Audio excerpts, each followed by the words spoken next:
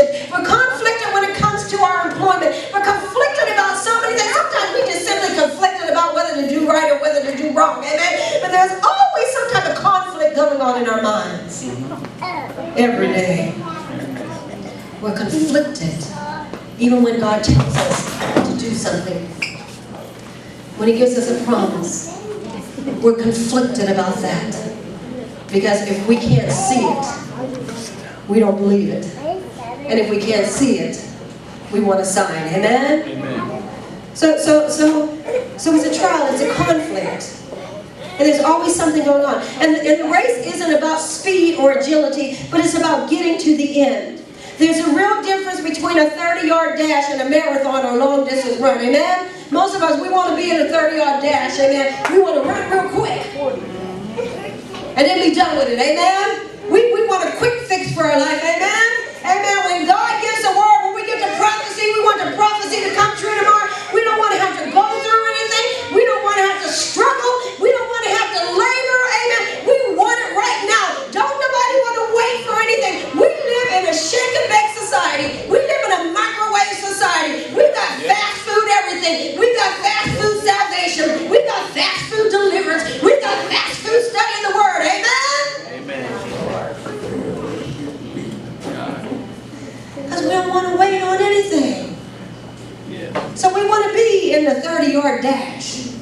Amen. We want to come on the end and have everybody celebrate us, and we the only one that won. We the only one, because when you're in that type of race, there's only one winner. Amen. Amen. You win, everybody goes home. Amen. Amen. And sometimes it is that way. We really don't care about everybody else. Just give me mine. Amen. Amen. Amen. Don't y'all act like y'all just.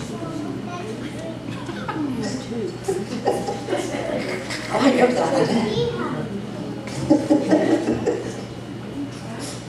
But a marathon is a long distance race, and the only one that you are competing against is yourself and all the internal and external forces that oppose you.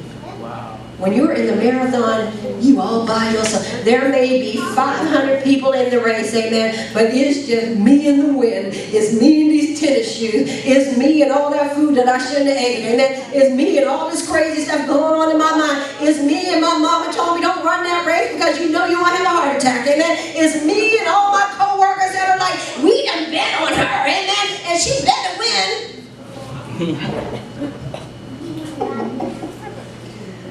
So it's just you. It's just you and your crazy thoughts. Amen? You ever feel like that? Like you the only one. Like you all by yourself. Sometimes I feel like that. Sometimes I'm like, hey, like all y'all is just imaginary. And you just the characters and whatever crazy is going on in my life. Amen? And it is just me and God, and He got me in some type of crazy test, and I'm like, what are we doing? No, I'm not nuts. But the marathon, again, is a long-distance race, and you are the only one that's competing against yourself. And yes, there is a prize for who may come first. But the greatest prize is when you come in at all. You hear more people say that I completed the marathon. You don't hear a lot of people say, I came in first, second, or third, but they'll say, I ran the marathon and I finished. It might have taken 5 hours, it might have taken 8 hours, but I got to the end of the marathon, amen? And everybody's celebrating like, well, when did you come in? I came in about 75, but I finished, amen? And we hear everybody celebrating, amen? You got your little ribbon, got your trophy, and it's your accomplishment because you finished the race, and that's the way it is in life, hallelujah. Sometimes your accomplishment is just that you did it, amen? It didn't matter where you came in. It didn't matter that it was perfect when you got to the end, but something that you did it and finished it, amen? There's some of us in here that ain't finished nothing, amen? We just started 50,000 ventures. We just started 50,000 things, and we ain't completed nothing, amen? Amen. Somebody say finish it. Somebody say finish what you started, amen? Finish what you started, amen? I don't care if you wreck it. I don't care if you fail, because there are no failures in Christ. Even the worst failure is still a success because you tried, amen? And you gained the experience. say finish it. Finish it. One of the greatest obstacles in a marathon, again, is hitting the wall. Because your mind is at its weakest just when you hit the wall. And that's the place where you need your mind to be the strongest. But Paul said at this point, he said, in order to finish this, this is how you handle the wall. I mean, when you look at reading about marathons and reading about running and everything, they have all these scenarios about how you handle the wall, because you know you're coming up against the wall, and everybody that runs comes up against this wall, and it's the same way. So Paul said in order to handle this wall, he said you got to lay aside every weight and the sin that does so easily beset you. He said, well, we're going to say you. Somebody look at your neighbor and say, I'm talking about you. Not point to yourself and say, I'm talking about you. Don't leave you out. He said, you got to lay aside the weight of the sin that does so easily beset you. And run with patience. Again, that same race that is set before you.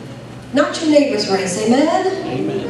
Hallelujah. We want to run our neighbor's business. Amen. Can't even run ours. Amen. That's why the Bible said you're so worried about that little speck in your brother's eye, and you got a big old log jammed up in your own eye. How in the world can you see what's wrong with them when you can't even see what's wrong with yourself? Amen. First go on somewhere and get that big old log out your eye. I don't know how you're going to do it, but get it out your eye, and then you can see clearly to help your brother. Amen. We all the time anxious, well, if I was you, I'd do this, or I wouldn't do that, and let me help you do this. Amen. And we got all this crazy stuff going on in our own life. Amen. Amen.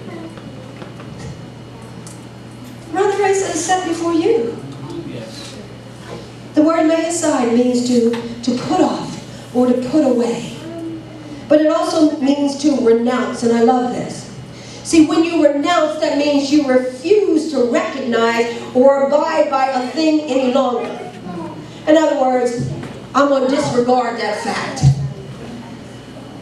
I'm going to disregard the fact that I don't have the right education.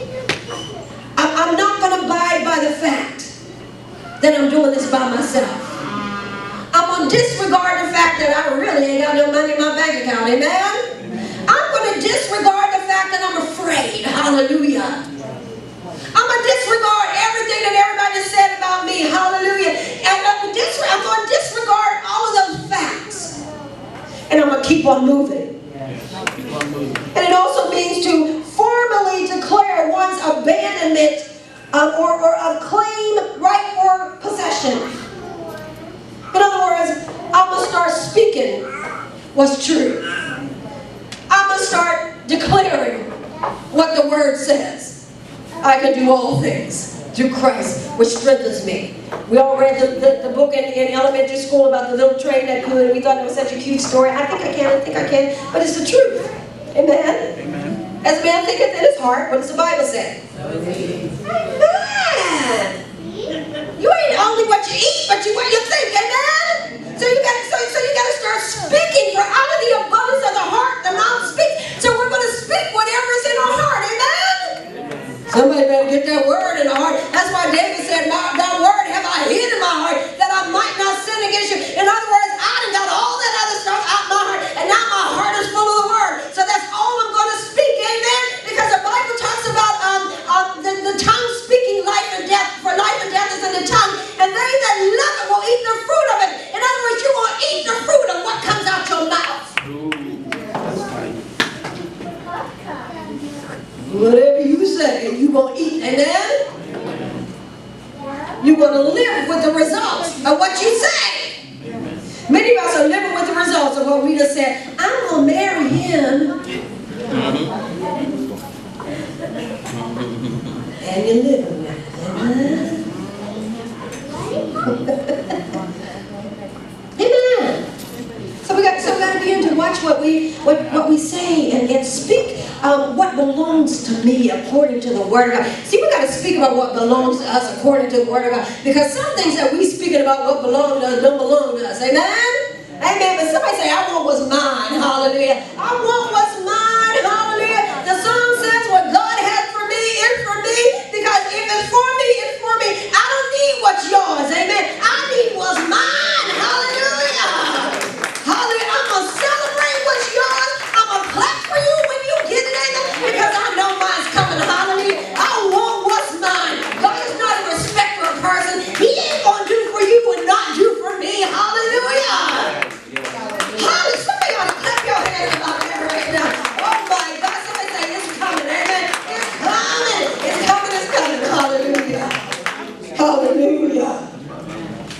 I'm going to speak what belongs to me.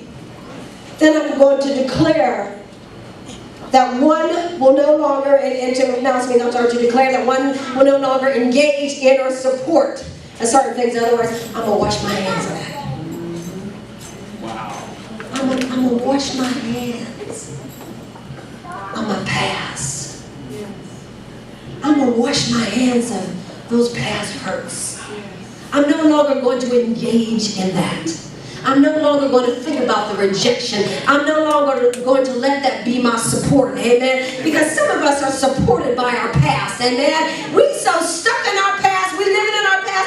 And that's our foundation and that's our support. We're supported by how our daddy walked away from us. We're supported by how our mommy treated us. We're supported by our rejection and our bullying and all this other stuff. But sometimes we just got to wash our hands. Amen. That's why the Bible says, forgetting those sins which are behind. Forgetting doesn't mean that you totally forget that it ever happened, like you got spiritual amnesia. But it